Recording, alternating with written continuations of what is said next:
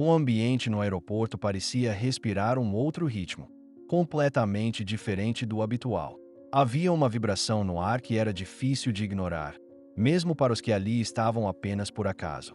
Os trabalhadores da segurança olhavam em volta com um misto de inquietação e prudência, e os passageiros que circulavam notavam que algo de incomum estava prestes a acontecer.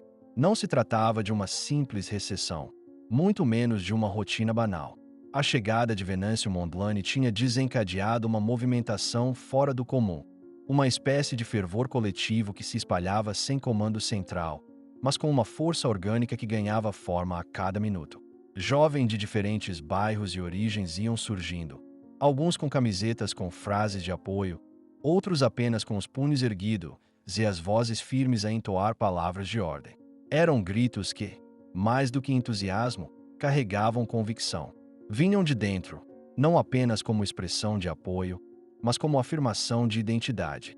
Aquela chegada simbolizava algo maior, um desejo de renovação, de presença, de voz. E mesmo antes de o avião tocar o solo, já se sentia que o momento seria marcante. Enquanto isso, no lado reservado à imprensa, o cenário era outro. Jornalistas, técnicos e repórteres de imagem preparavam os seus equipamentos com pressa e concentração. Mas à medida que os minutos passavam, começaram a circular mensagens de chefias editoriais instruindo as equipas a não entrarem em direto. A ordem era clara: recolher imagens, fazer entrevistas, capturar momentos, mas nada de transmissão ao vivo.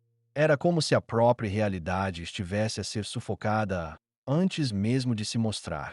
As justificações eram vagas, mas o sentimento era evidente. Havia receio de que o que estava prestes a acontecer se tornasse incontrolável se exposto em tempo real. A censura não foi oficial, mas sentida. E isso, por si só, aumentava a tensão. Não havia um comunicado, não havia um decreto, mas havia um silêncio orquestrado, um bloqueio implícito que fazia os repórteres questionarem a sua própria missão. O jornalismo ali representado não era neutro. Era um jornalismo chamado a escolher entre a passividade e a ação. No meio desse impasse, um grupo de jovens profissionais da comunicação, ligados a uma televisão alternativa e juvenil, decidiu não acatar o silêncio. Tinham autorização para entrar em direto e não hesitaram. A câmara foi ligada, o microfone ativado e o sinal transmitido em tempo real para todos os que, do outro lado dos ecrãs, queriam ver com os seus próprios olhos o que estava a acontecer. A decisão foi rápida, mas carregada de peso. Sabiam que estavam a contrariar um fluxo, sabiam que estavam a expor-se, mas também sabiam que havia uma história a ser contada e que ela só teria impacto se fosse contada no momento certo, ali, naquele instante. E o que se viu foi intenso. A massa humana que se formava no exterior do aeroporto era viva, pulsante.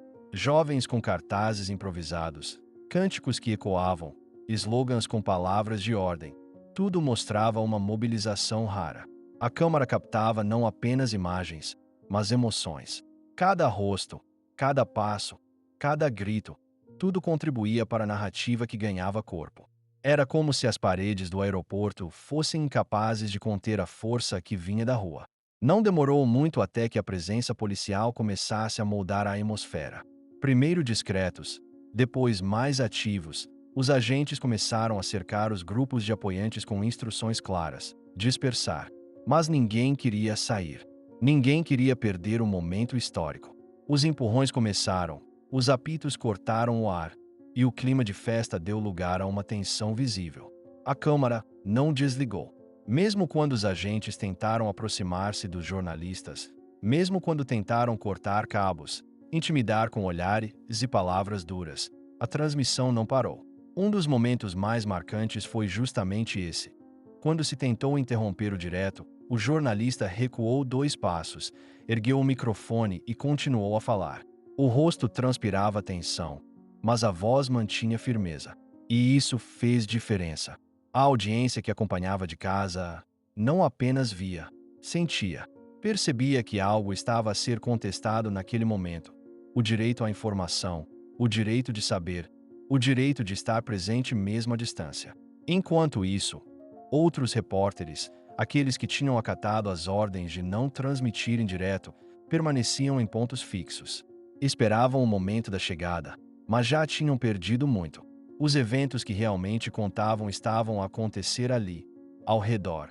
Na movimentação caótica dos corredores, nos rostos indignados dos jovens que eram empurrados para fora, nos gestos de resistência que se tornavam mais visíveis a cada tentativa de repressão.